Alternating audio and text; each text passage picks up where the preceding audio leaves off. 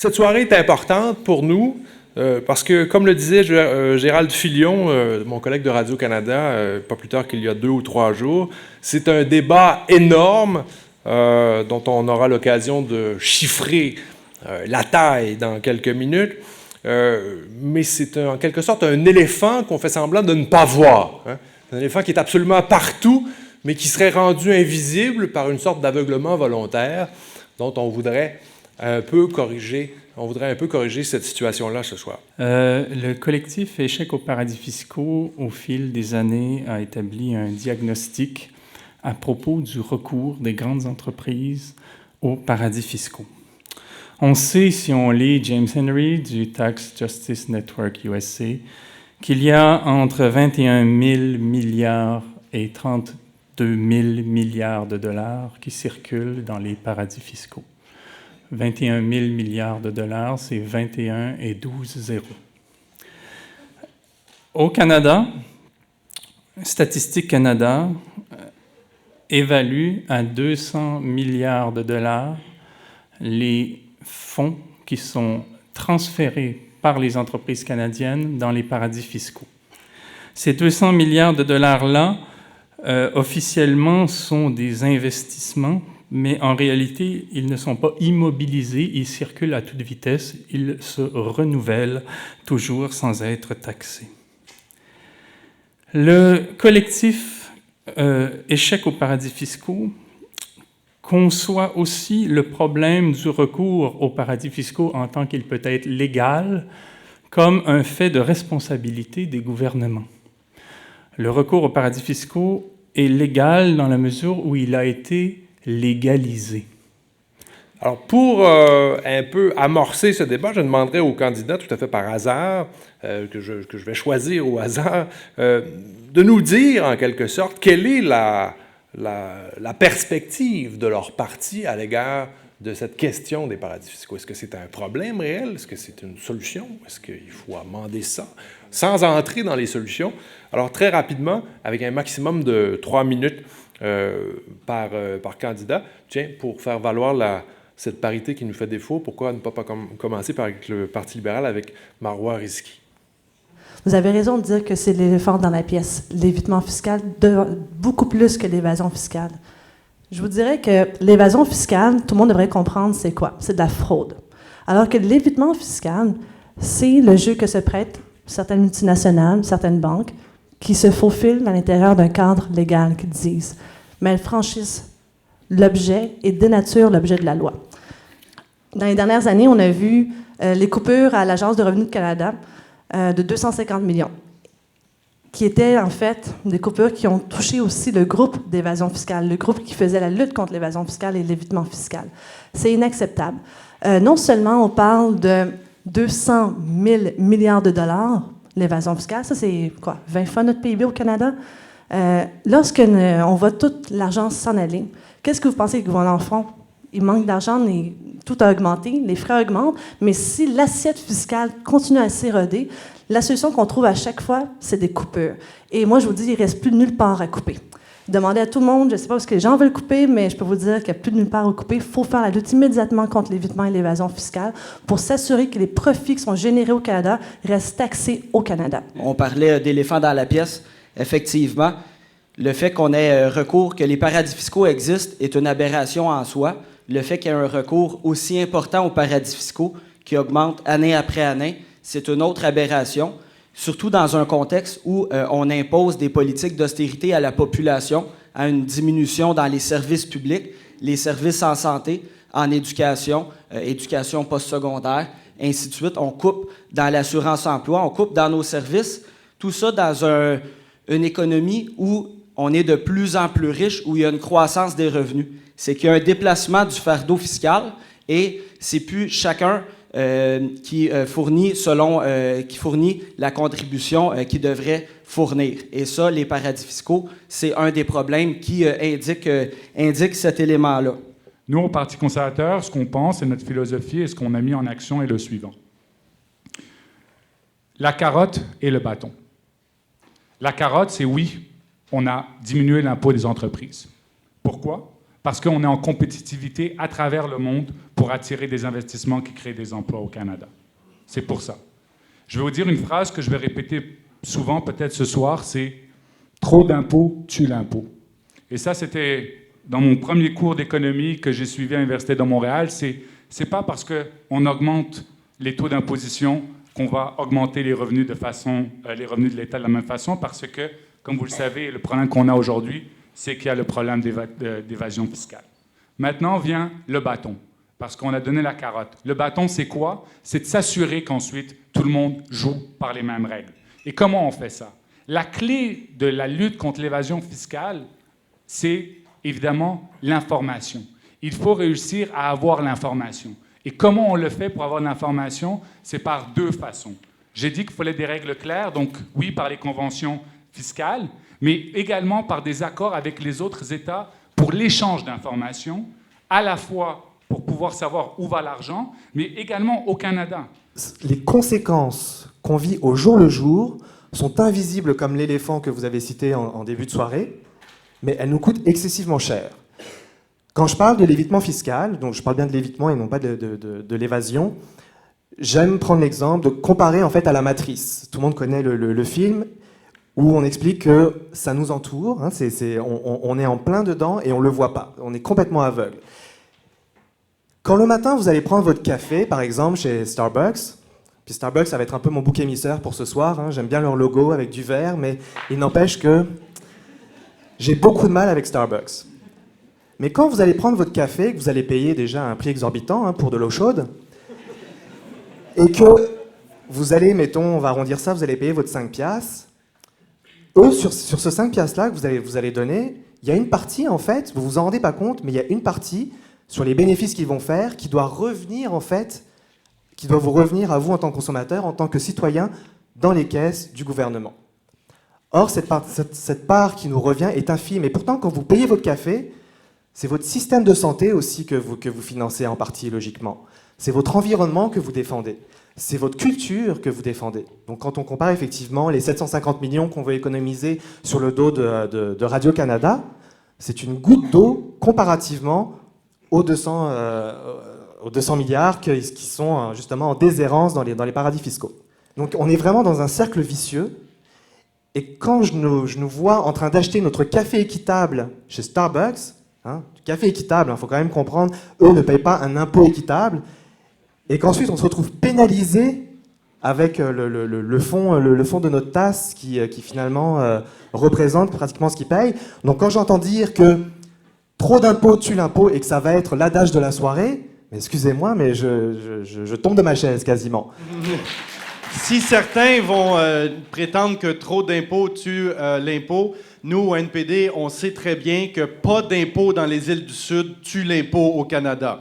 Alors ça, c'est peut-être un nouvel adage qu'on pourrait avoir qui est beaucoup plus proche de la réalité. Et je remercie la coalition d'avoir fait cette soirée-là parce que, effectivement, la question des paradis fiscaux et de l'évasion fiscale et de l'évitement fiscal ont des conséquences majeures sur l'ensemble de nos services publics, sur notre capacité collective d'agir ensemble pour atteindre quelque chose qui s'appelle le bien commun. Comment on peut accepter que des Canadiens très riches, des Québécois très riches ou des entreprises puissent éviter de payer leurs impôts quand les familles de la classe moyenne vont payer beaucoup plus, eux, dans le fardeau fiscal et l'assiette fiscale ici pour le gouvernement fédéral? Vous et moi, la plupart des gens, on est des salariés. On reçoit un chèque à toutes les 2 semaines. Notre impôt est prélevé à la source. On sait directement qu'est-ce que c'est. On n'a pas les moyens ni les capacités d'aller faire dormir notre argent dans les îles Caïmans ou alors les Barbades ou les Bermudes. Alors que les plus fortunés, eux, ont cette capacité parce que les gouvernements libéraux et conservateurs successifs leur ont donné cette capacité de le faire tout en étant très légal. C'est de l'évitement fiscal. Bon, premièrement, je pense qu'il y a une immense incompréhension de la part des conservateurs. C'est impossible que vous pouvez parler ici devant des gens conscients du problème et dire que vous vous souciez du problème alors que c'est vous-même qui coupez dans les fonds de recherche, dans les fonds de Statistique Canada Et même l'ARC, l'Agence de revenus du Canada, vous avez démantelé l'équipe qui s'attaquait directement à l'évasion et à l'évitement fiscal et aux planifications fiscales agressives. Alors, je ne pense pas que, et je n'essaierai même pas de convaincre qui que ce soit, parce que je suis sûre que l'ensemble des gens qui sont assis dans la pièce me croient sur ce sujet et ne vous croient pas lorsque vous dites que vous avez réellement à cœur notre économie, parce que si c'était ça, jamais vous aurez démantelé une équipe qui, justement, fait la lutte contre l'évasion fiscale et l'évitement fiscal. Il y a plus de 750 auditeurs actuellement qui sont sur l'équipe spécialisée contre les paradis fiscaux qu'il y avait auparavant. Ça, c'est un chiffre. Cette année, on est un record de plus de 10 000 divulgations volontaires des entreprises par rapport à un niveau de 1500 quand on était en 2006, quand on est arrivé au pouvoir. Donc, notre bilan, c'est qu'on a, bien évidemment, oui, on a baissé les impôts, mais comme je vous ai dit, si vous augmentez les impôts des entreprises, vous allez juste aider à faire plus d'évasion fiscale. Nous, ce qu'on a dit, c'est, attendez, là, on vous donne 15 %, on vous donne compétitif, mais vous jouez par les règles et on a mis les ressources. Les 750 auditeurs, ce que monsieur ne dit pas, c'est que sa géométrie variable. Il y a un système à 2 vitesses ici au Canada. Les contribuables, c'est vous qu'on attaque, monsieur et madame tout le monde, parce que vous n'avez pas d'argent pour vous payer des avocats fiscalistes comme moi pour vous défendre. Ça vous coûte moins cher de régler à l'amiable que d'avoir un avocat fiscaliste pour défendre. Mais quand ça vient le temps de faire la lutte contre l'évasion fiscale, la lutte contre l'évitement fiscal, c'est-à-dire s'attaquer aux multinationales, s'attaquer aux banques,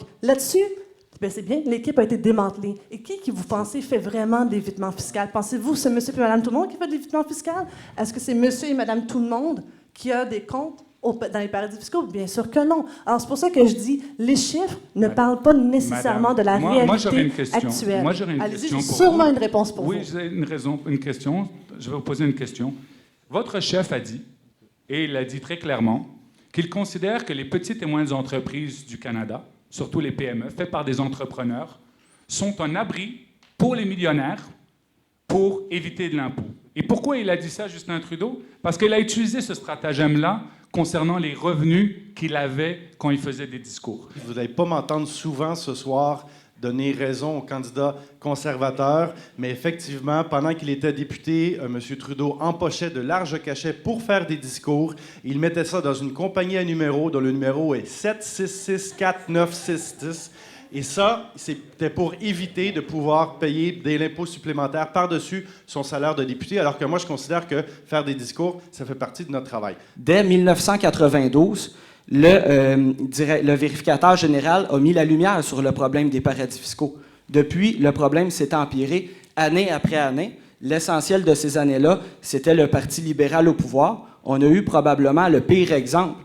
Le ministre des Finances d'alors, Paul Martin, a fait changer la loi pour permettre à son entreprise de transport maritime qu'elle soit détenue par un holding qui soit enregistré au Barbade, avant c'était d'un pays africain, et puis finalement de ne pas payer d'impôts. Concernant la crédibilité des conservateurs, excusez-moi, mais encore une fois, je vais tomber de ma chaise, je vais me faire très mal en fin de soirée, mais vous n'avez vraiment aucune crédibilité à ce niveau-là.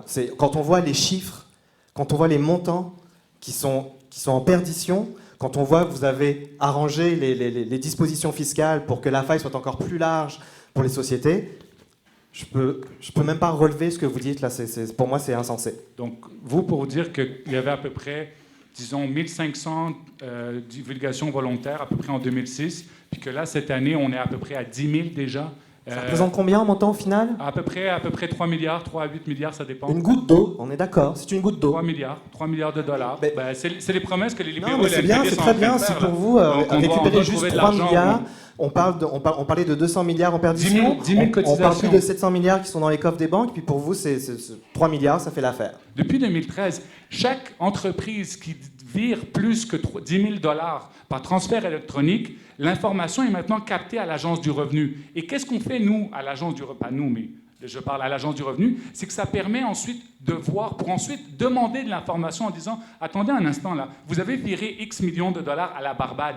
Pourquoi? » Et c'est comme ça que ça nous permet de commencer des enquêtes. Avant, on n'avait pas cette information-là. Il n'y avait pas cette reddition de compte d'obliger les institutions financières à dévoiler à l'Agence du revenu Canada les transferts de plus de 10 000 $. Ça, c'est de l'information qui nous permet d'agir et c'est comme ça qu'après, on peut avoir aussi des résultats contre la lutte à l'évasion fiscale. Donc, encore une fois, je tiens à saluer le travail exceptionnel que réalise le collectif Échec aux paradis fiscaux. Au Bloc québécois, dans le rapport qu'ils ont déposé, ils mettent de l'avant 7 recommandations.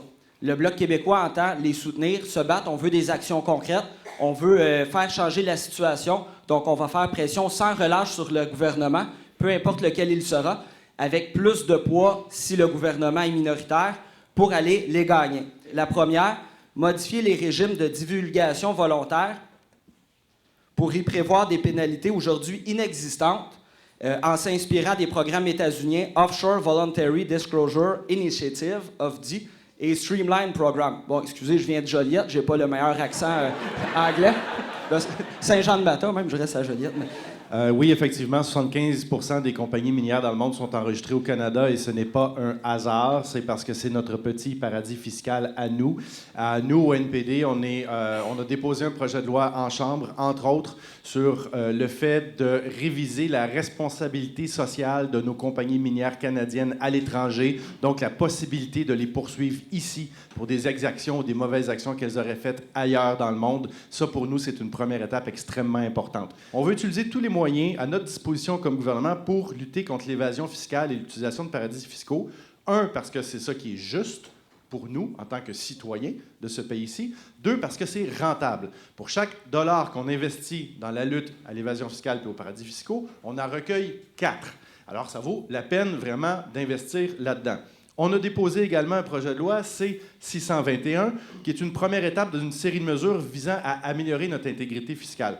Le projet de loi prévoit qu'il va falloir avoir une vraie transaction pour être capable de dire que ceci représente un vrai travail ou une vraie production a été faite, parce que trop souvent, ce n'est pas le cas. On parle de transactions bidons qui servent simplement à éviter de payer de l'impôt.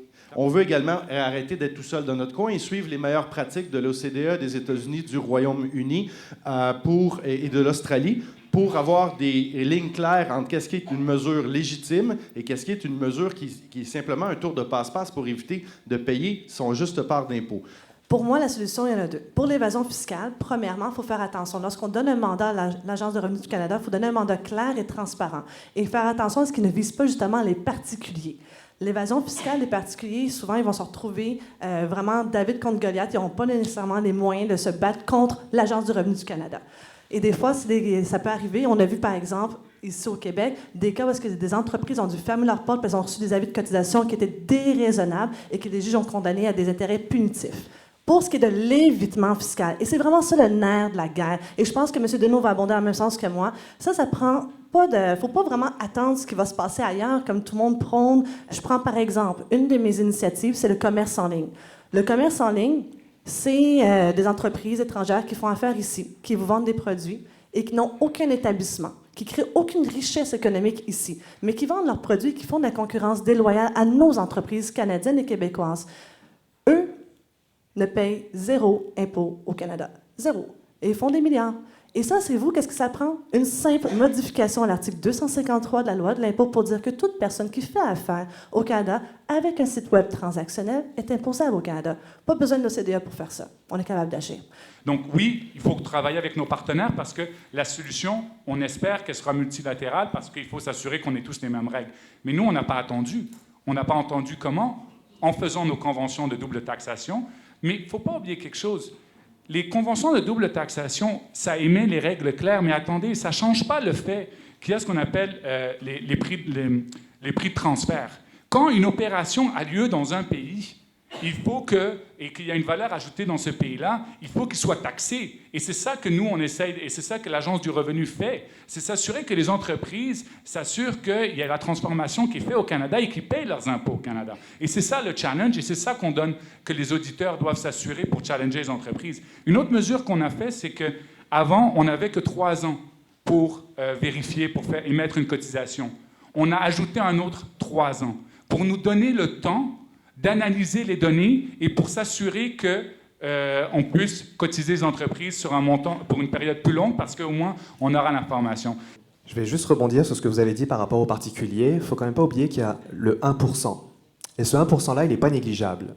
On a eu dans les nouvelles, il y a une quinzaine de jours, l'exemple de cette famille sud-africaine installée en Colombie-Britannique qui a fait de l'évitement fiscal, de l'évasion fiscale, j'ai quand même un doute là quasiment parce que c'est tellement gros, où il disait qu'ils n'étaient pas au courant qu'ils devaient payer des impôts au Canada.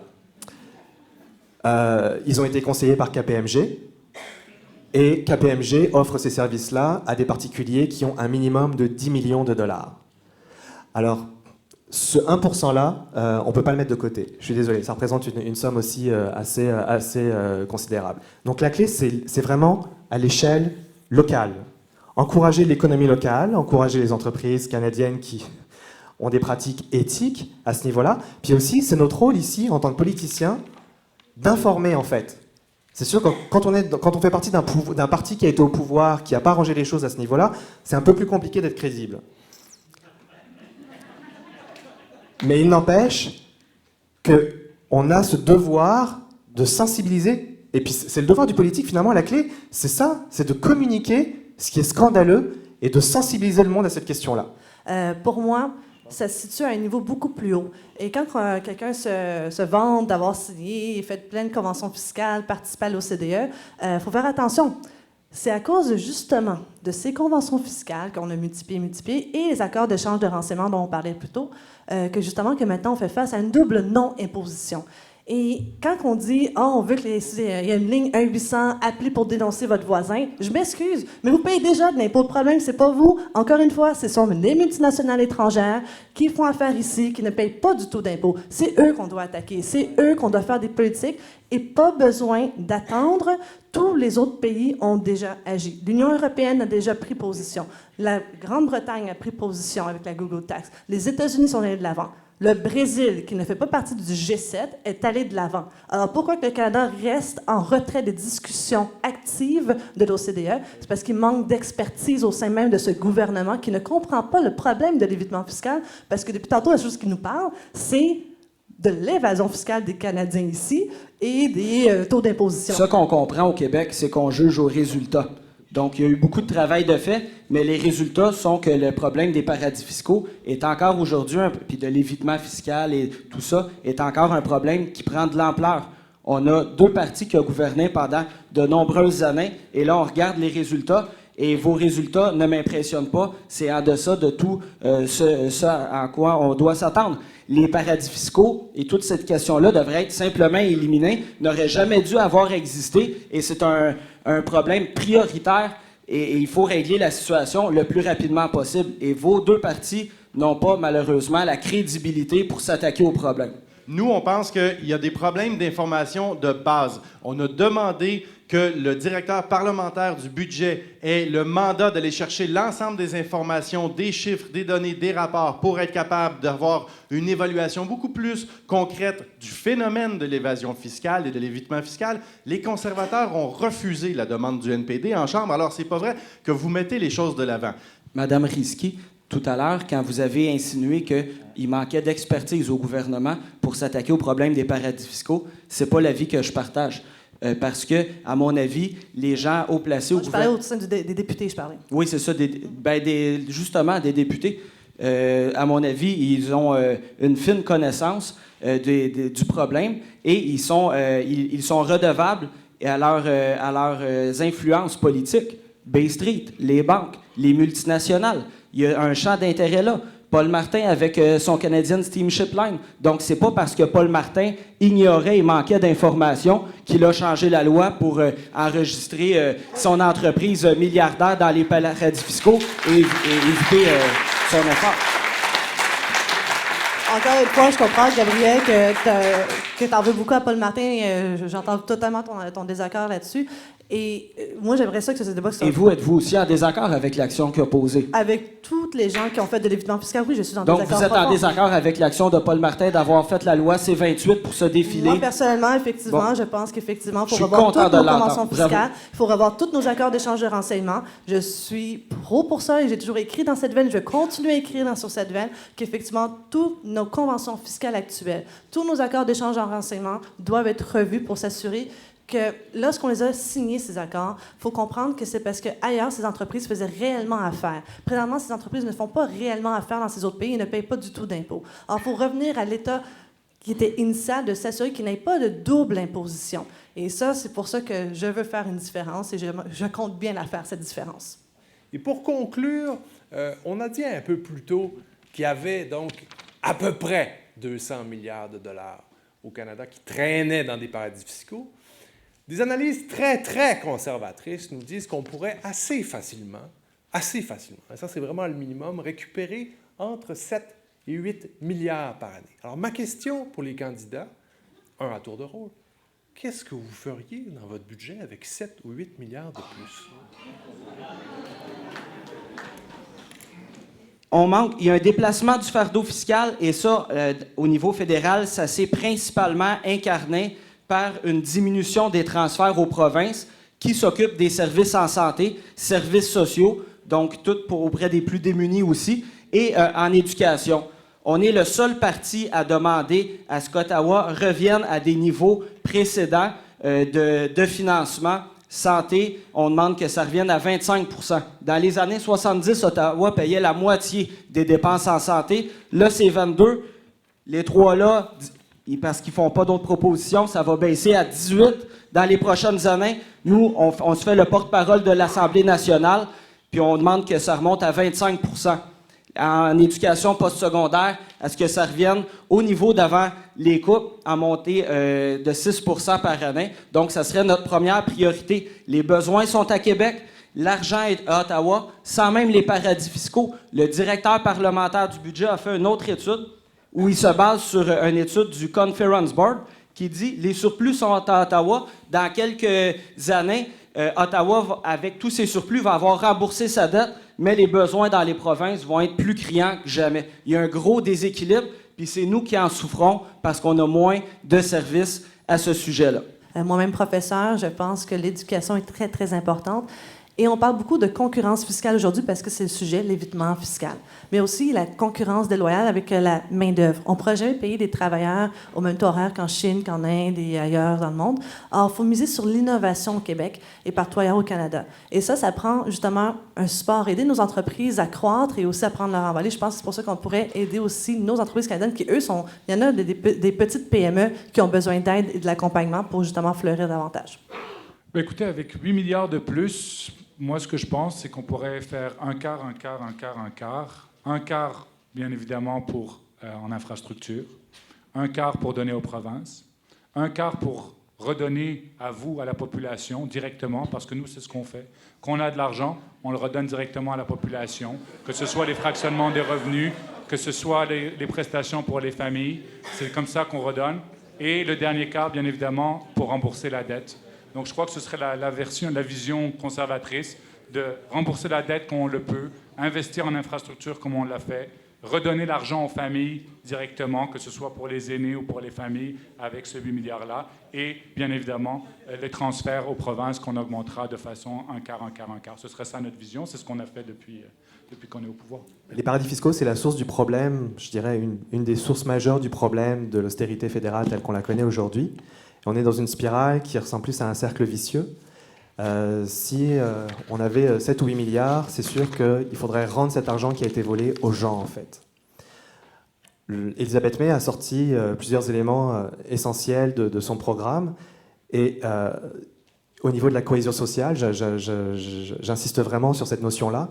Il est important de rendre, en fait, à notre pays cette partie d'État-providence qu'on avait et qui aujourd'hui fait cruellement défaut et qui enfonce sous l'eau la tête des gens qui étaient déjà en situation précaire. Bien, avec le NPD, avec 7 ou 8 milliards de plus, on investirait dans quoi?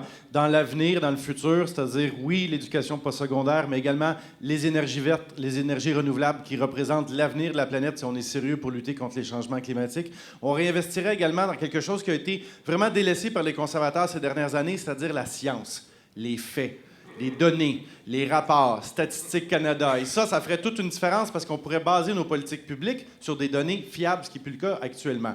Aussi, quelque chose qui n'a pas été abordé ce soir, on investirait dans nos communautés autochtones. La moyenne des financements des écoles dans les réserves est vraiment en dessous de la moyenne québécoise canadienne. Il y a un effort considérable collectif à faire là-dessus. Puis pour changer la vie des gens partout, réinvestir également dans le logement social, c'est un besoin criant.